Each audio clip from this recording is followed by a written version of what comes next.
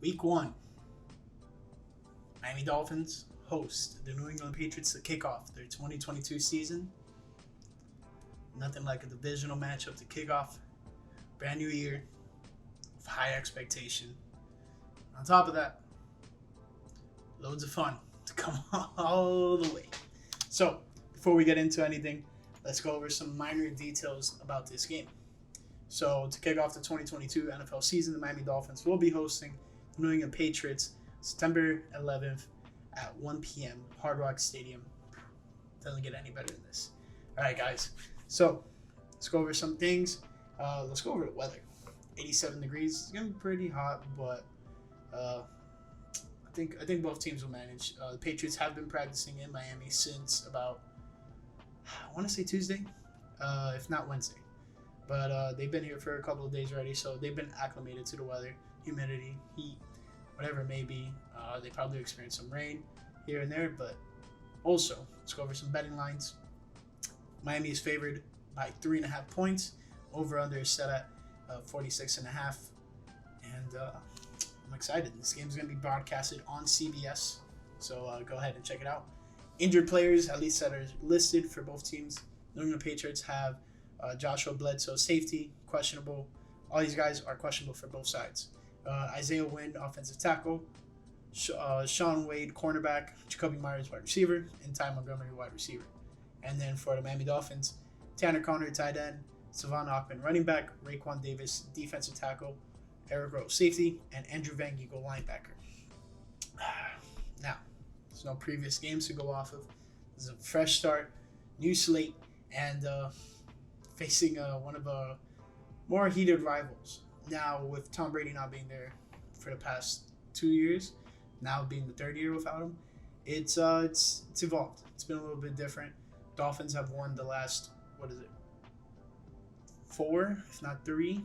I know 2 is at least 3 or 4-0 against the Patriots.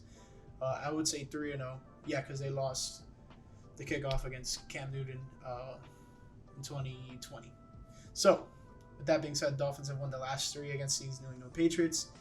And, guys, I'm hyped. All right, so let's go over a few things on how the Miami Dolphins can beat this New England Patriots squad. First and foremost, you have to protect Tua. If Tua gets pressure in the backfield, it's not going to be good. During the preseason, a few plays that he made, explosive plays, he either was able to extend plays by, good pocket protection, or just sit in the pocket and deliver a strike to whoever it may be. So that is the first and the most important thing, is protect Tua in the pocket offensively. Defensively, flip the script. Make Mac Jones uncomfortable, get pressure in the backfield, and on top of that, just suffocate their wide receivers. I'm not too optimistic about this Patriots wide receivers group. It's headlined by Devontae Parker, and I'm not throwing any shade towards him, but he's nothing compared to really what the Dolphins have working with now. So when you put that into scheme, former Miami Dolphin wide receiver, we know what he brings to the table. He's going to make contested catches. He's going to be a possession type of catcher for the Patriots. So we know what the Dolphins are going to be dealing with there. And he's been lined up against Xavier Howard for the past, 5 years now. So he definitely knows what the defense likes to do. So that is some things to help him. On top of that, just have fun. It's week 1. Anything goes. Mike McDaniel did say a funny thing this year about pretty much what the divisional games mean. And I kind of like what he said. Some people may scrutinize it, but what he did say is it's like the NBA 3-point contest. You have the rack full of balls. There's just regular balls, and then you have a specific spot where you put the money ball. Money ball is equivalent to a divisional matchup. It's worth more.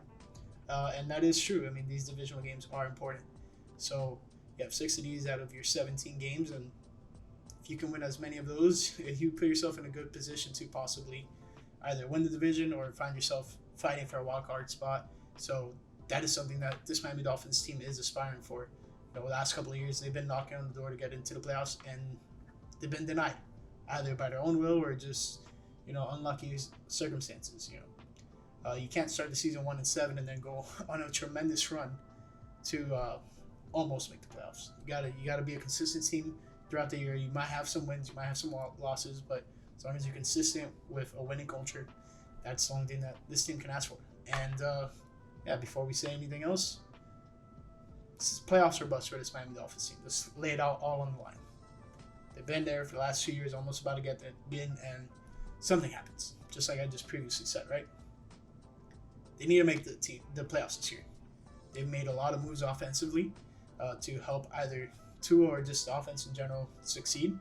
And then when you add all that with the defense that's already been good for the past 3 years, you can't ask for a better mix. This is a team that should be vying for playoff position come December, early weeks of January, fighting for that last playoff spot. Last 2 weeks of the season are January 1st and January 8th. So last 2 weeks of January, the Dolphins are in the position to make the playoffs. Those are the most important games of the year. So let's hope the Dolphins are. I'm for sure am. It's been since 2016 since the Dolphins have been there. So that's pretty much it. There's been a lot of scrutiny against Tua this offseason. So that's why I think the number one and most important thing is protecting him and allowing him to, find open receivers, because I think that's something he was really doing good during the preseason.